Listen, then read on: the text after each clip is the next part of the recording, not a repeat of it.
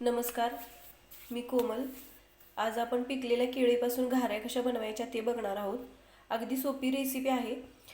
नेहमी आपण रताळ्यापासून घाऱ्या बनवतो, पण आज आपण पिकलेल्या केळ्याच्या घाऱ्या कशा बनवायच्या ते बघणार आहोत. केळी बाजारातून आणल्यानंतर अशी थोडीशी कच्ची असतात, त्यामुळे सगळेजण आवडीने खातात. पण 1-2 दिवस झाल्यानंतर केळी खूप पिकल्यासारखी होतात. मग त्याचं काय करायचं म्हणून आपण कधी कधी फेकून देतो ती केळी.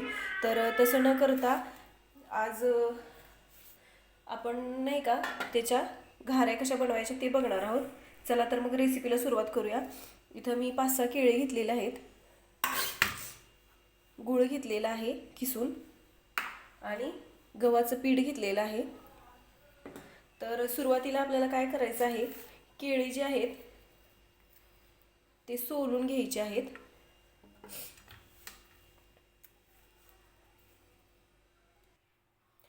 तर हे बघा, मी केळी सगळी सोलून घेतलेली आहेत आणि ते हातानेच आपल्याला व्यवस्थित असं स्मॅश करून घ्यायचं आहे.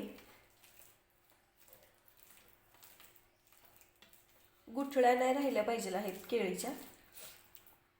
छान असं हाताने पूर्ण असं मॅश करून घ्यायचे.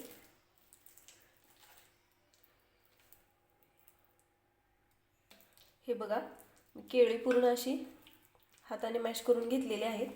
आता याच्यामध्येच गूळ टाकून घेणार आहे मी. तुम्हाला गुळाऐवजी साखर जरी टाकायची असेल तरी हरकत नाही, पण गुळामुळे आणखीन छान टेस्ट येते, त्यामुळं मी शक्यतो गूळच वापरते. गूळसुद्धा केळीमध्ये छान असं मिक्स करून घ्यायचं आहे.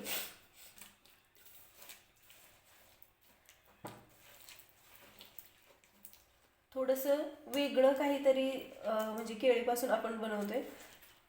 शक्यतो केळी खूप जास्त पिकली की कोणी खात नाही, त्यामुळं अशा पद्धतीनं तुम्ही एकदा घाऱ्या नक्की ट्राय करा. सर्वजण आवडीनं खातील.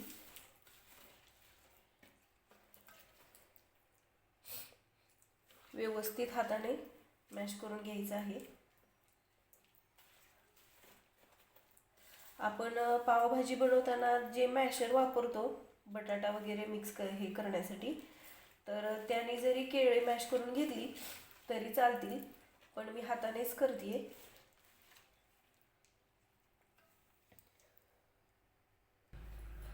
तर हे बघा, केळी आणि गूळ मी छानपैकी मिक्स करून घेतलेले आहे.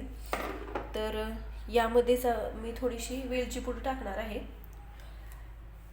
आणि थोडंसं जायफळ खिसून टाकणार आहे.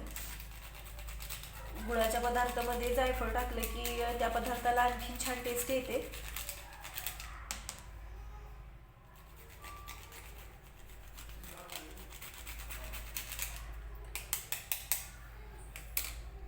थोडंसं मीठ टाकणार आहे, खूप जास्त नाही, अगदी चिमूटभर टाकणार आहे मी.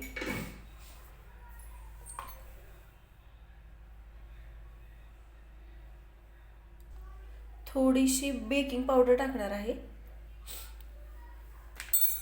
आणि हे जे गव्हाचं पीठ आहे ते या मिश्रणात टाकून घ्यायचं आहे. पाणी वगैरे एक्स्ट्राचं वापरायचं नाही आपल्याला. या मिश्रणामध्ये जेवढं पीठ बसेल तेवढंच पीठ आपल्याला ह्या मिश्रणात टाकून व्यवस्थित असं घट्टसर गोळा मळून घ्यायचा आहे, जसं आपण चपातीसाठी बनवतो. तर छान असं मी हाताने मिक्स करून घेते पीठ.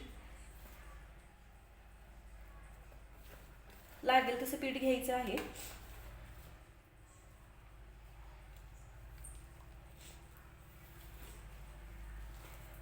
एक्स्ट्राचं पाणी वगैरे काही लागत नाही याला. या मिश्रणात जेवढं गव्हाचं पीठ बसेल तेवढंच टाकायचं आहे आपल्याला.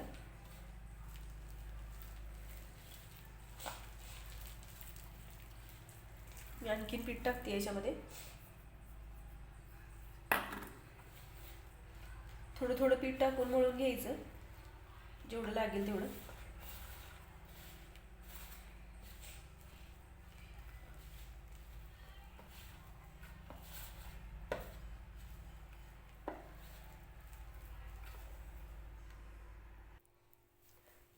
तर हे बघा, अशा पद्धतीने मी हे पीठ मळून घेतलेलं आहे. थोडंसं तेल सुद्धा टाकलेलं आहे म्हणजे चिकटू नये हाताला वगैरे म्हणून. आणि परत एकदा छान मी मळून घेणार आहे.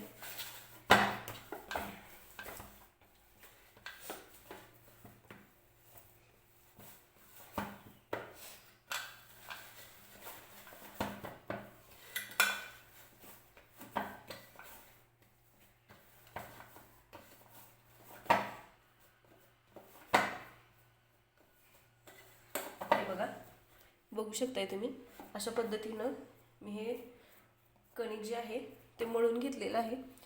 तर मी दुसऱ्या भांड्यात काढून घेते हे कणिक. तर हे बघा, मी अशा पद्धतीने सगळ्या पिठाचे गोळे तयार करून घेतलेले आहेत आणि थोडीशी खसखस घेतलेली आहे. तर या पिठातला एक गोळा घेऊन छान अशी चपाती लाटून घ्यायची आहे आपल्याला, मोठीवाली. थोडंसं तेल लावूनच लाटून घेणार आहे मी.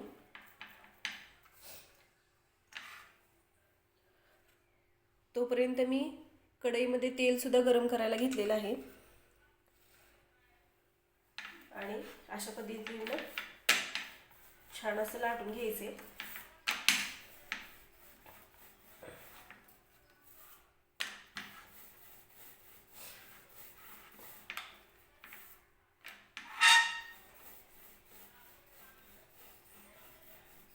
खूप पातळ पण नाही लाटायचं आणि खूप जास्त जाड सुद्धा नाही लाटायचं.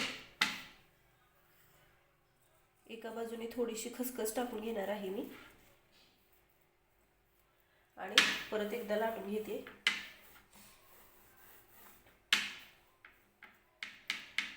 आता ही बाजू जी आहे ती पलटून घेते आणि खालच्या बाजूने सुद्धा थोडीशी खसखस लावून घेऊया. दिसायला सुद्धा खूप छान दिसतात ह्या घाऱ्या खसखस लावली की. आणि परत एकदा व्यवस्थित लाटून घेते मी अलगद हाताने. खूप असं जास्त काही लाटावं लागत नाही ह्याला.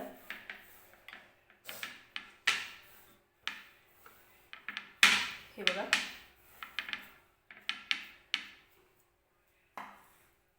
आणि अशा पद्धतीने मी एक वाटी घेतलेली आहे.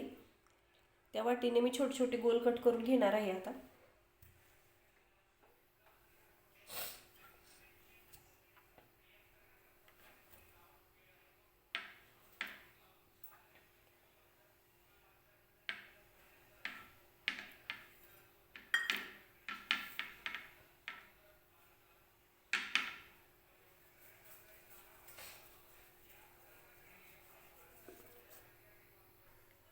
तेल सुद्धा गरम झालेलं आहे.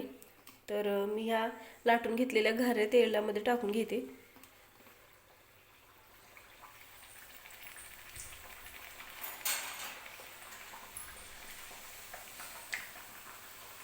छान अशा तळून घ्यायच्या आहेत आपल्याला.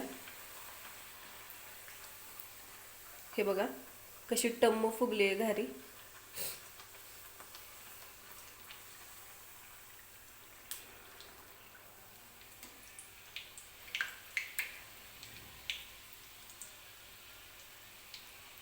व्यवस्थित तळून घ्यायचे आहे तेलामध्ये आपल्याला. आणि शक्यतो खायच्या सोड्याऐवजी बेकिंग पावडरच टाका. म्हणजे घाऱ्या ज्या आहेत त्या खूप अशा तेलकट होत नाहीत बेकिंग पावडरमुळे. व्यवस्थित तळून घ्यायच्या आहे छान अशा.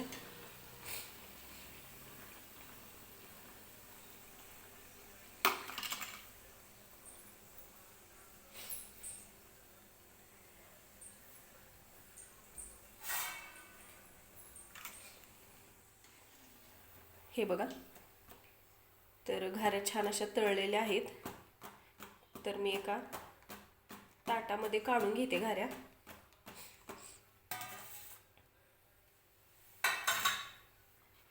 आणि बाकीचे सुद्धा असेच घाऱ्या सगळ्या मी तळून घेणार आहे.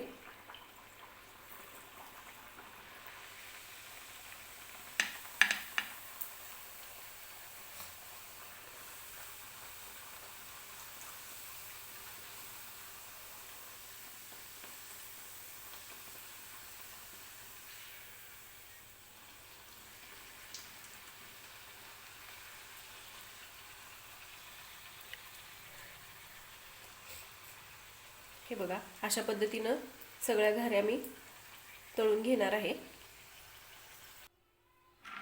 हे बघा, दुसरी चपातीसुद्धा मी अशीच लाटून घेतलेली आहे आणि यालासुद्धा मी कट करून गोल गोल वाटीने कट करून घेणार आहे. तर हे बघा, अशा पद्धतीने मी सगळ्या घाऱ्या तळून घेतलेल्या आहेत. अगदी मऊ लुसलुशीत झालेल्या आहेत, बघू शकताय तुम्ही. तर तुम्ही सुद्धा अशा पद्धतीने घाऱ्या एकदा नक्की ट्राय करून बघा.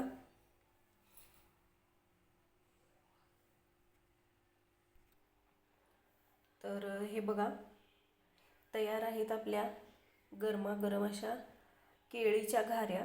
तर तुम्ही सुद्धा अशा पद्धतीने एकदा केळीपासून घाऱ्या तयार करून बघा आणि कमेंट करून नक्की सांगा कशा झाल्या होत्या ते. आणि आपल्या चॅनलला लाईक आणि सबस्क्राईब करायला विसरू नका. सोबतच बेल आयकॉनसुद्धा प्रेस करा, म्हणजे मी रोज नवनवीन रेसिपी ज्या अपलोड करते ते तुम्हाला पाहता येतील.